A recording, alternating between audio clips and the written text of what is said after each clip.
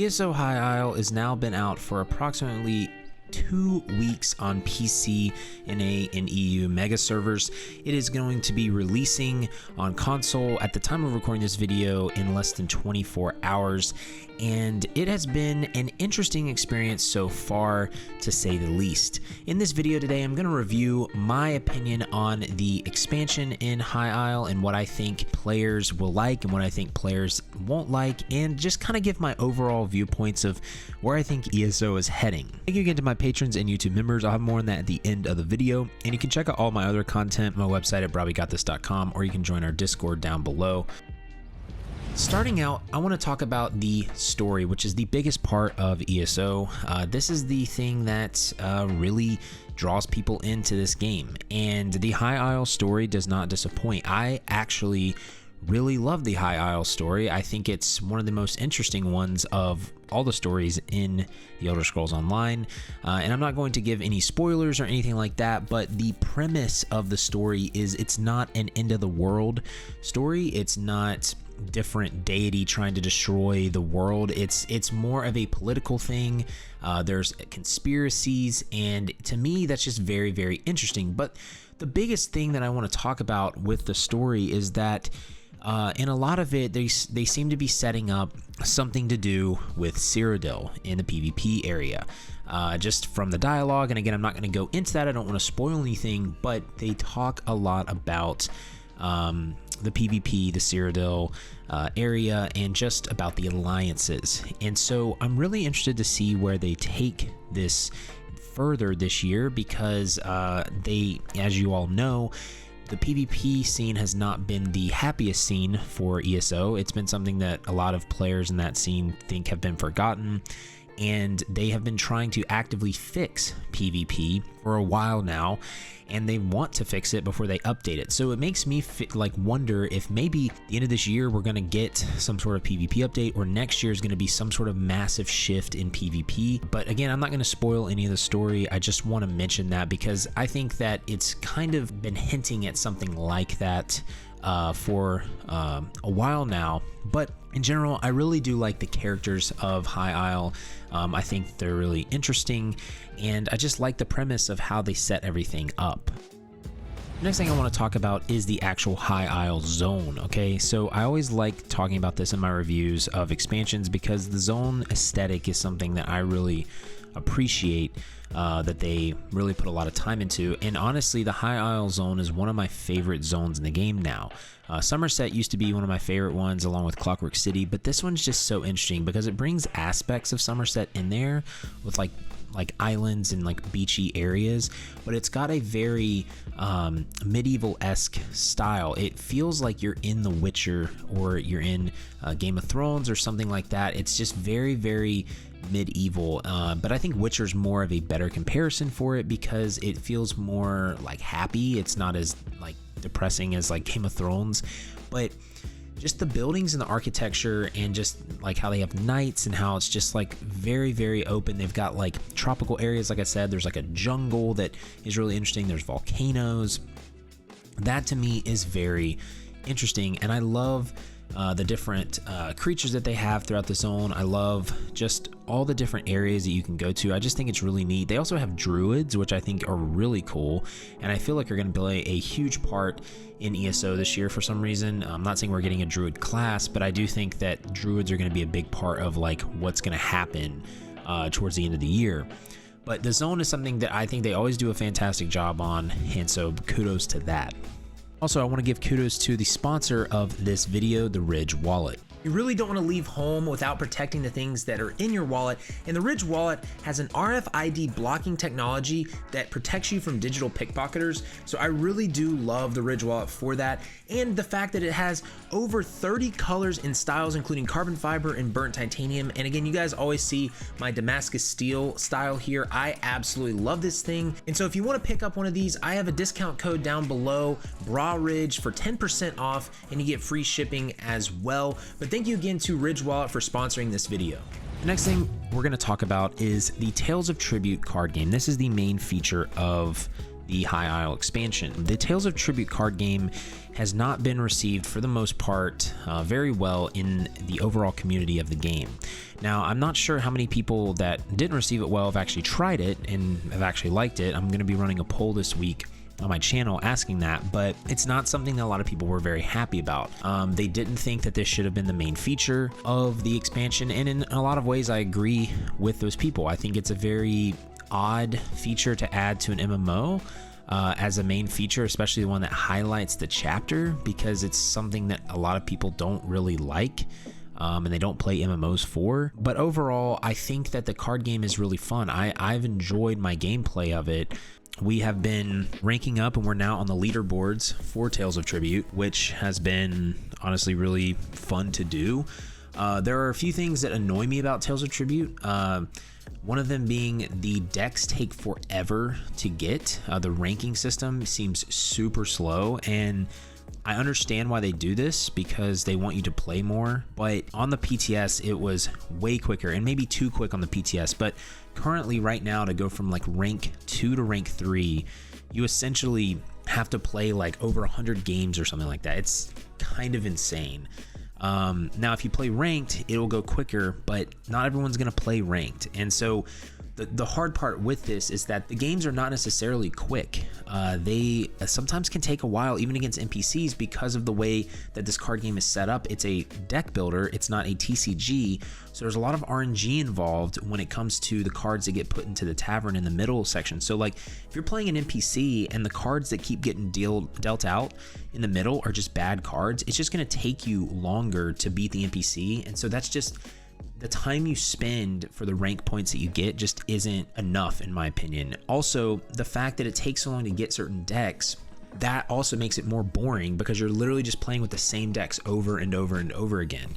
And there are a few decks you can earn without ranking up, which is like the hunting deck, and then I think the Rajin deck you can get by doing like all the side quests in High Isle or something like that, or all the quests. So you can do that, but even then it's like, that's a lot, you know, and it just takes a while because of just how the ranking goes. And so I don't know if I like that. I'm not really a big fan that it takes so long to rank up the card game, but you know, I understand why they do it.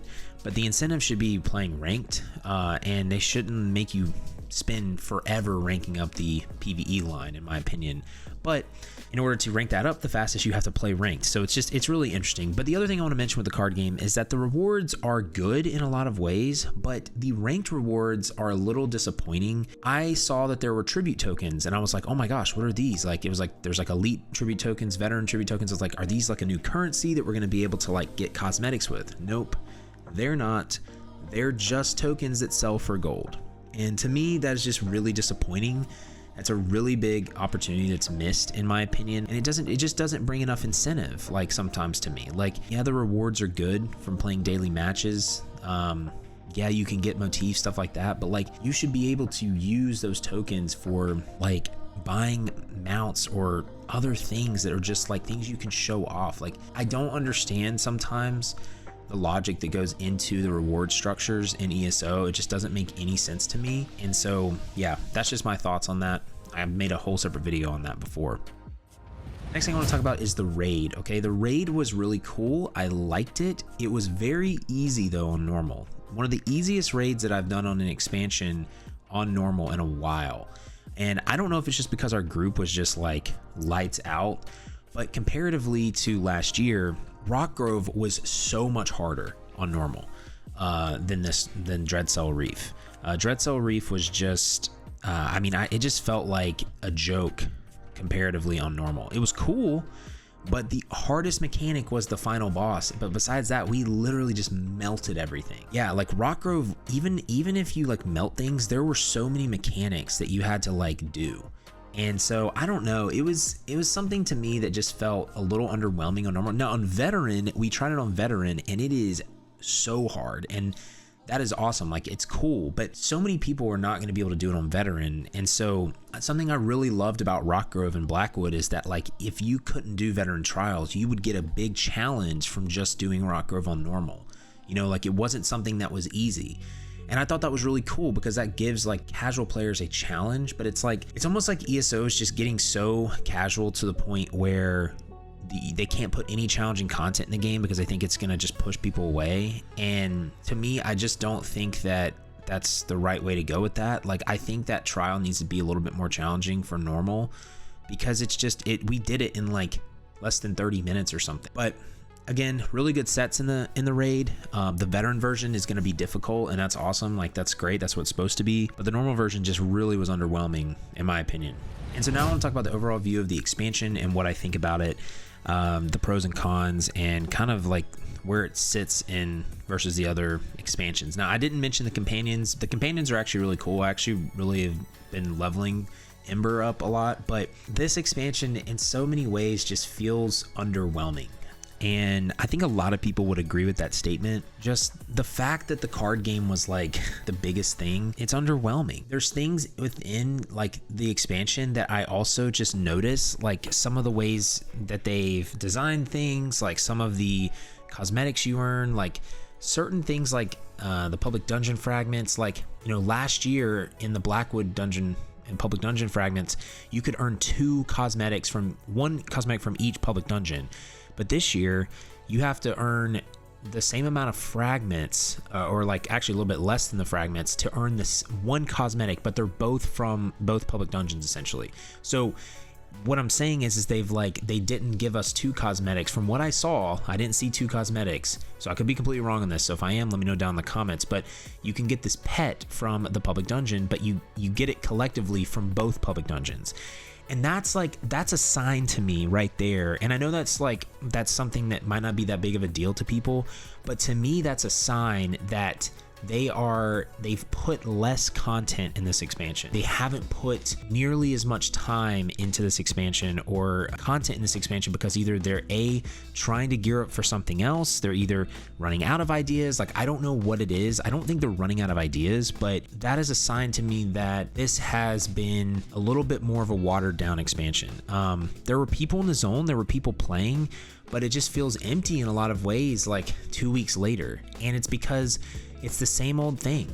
You play the story, you play the side quests, you do the overland content, you do the raid, and you play the card game. But if you're not into the card game, there's literally nothing else new besides getting the mythic items for you to do. And that stuff takes you maybe 30 hours, if that. And for people that have played this game for a while, okay, there's nothing that's like, okay, I can keep coming back to do this activity. I can keep coming back to do this thing. Like, if you don't like the card game, you're not going to go back to play the card game. But if you like the card game, yeah, you can keep playing it. But again, are the rewards worth it enough to you? It just depends, right? But that's my main issue with ESO right now. And if you're a new player, there's so much content for you to experience. You're not going to understand this because like you're like, Adam, there's so much stuff to do. And you're right, there is. So keep doing your thing, keep playing ESO, right? But for players that have done everything or that have done most of the expansions and they just play the new content, this expansion just again feels like there's not a lot of stuff to do and go back over and do. Like, think about Greymore. Like, think about all the antiquities you could go get. Like, just think about that. Like, it was a brand new system that just revitalized the game in a lot of ways, right? It's like Elsewhere was a new class, right? We have gotten progressively less and less stuff since then. And I don't know if that's because of their hardware. I don't know if that's because they're trying to update the servers, if they're in a lull right now and like they're gearing up for a major expansion or something next year, because that could be what it is. But I'm just trying to shoot it straight with you guys that like this expansion feels underwhelming. It just does not feel like it brings the same amount of weight. It does not feel like it's gonna hold people. I mean, it's just not. Like, I'm basically already done with everything that I need to do. And you know, I'll play the card game, but like, you know, the story was great, but once the story's over, I mean, what do I do next, right? This is why ESO needs repeatable systems that give you progressively better rewards by playing those systems. And so card game is one of those things that's fun, but that's going to be such a minority in so many ways. Like, so many people are just not going to play the card game. They just don't want to. And so I just think that this expansion, it's got a great zone. It's got a great story. I like the card game, but everything else is just, it feels shallow. There's so many missed opportunities in my opinion, and I don't know why they do this. Okay, I don't know if it's just they spread out their content throughout the year, but it just feels like a missed opportunity. Yeah, y'all, I don't know where ESO is going to really go this year. I don't know. I think it's going to be a down year for ESO. They might not say that, but I do think it will be a down year. And a lot of you are still having so much fun in the game, and that's fine. And I don't want to take that away from you. It's just, as a veteran player, you won't understand that until you've put tons of years into this game and understand that like content has been like less and less each year, it feels like. I hope this makes sense, but I hope you guys enjoyed this video. Again, if you want to join our Patreon, YouTube memberships, we have early access to videos and much more.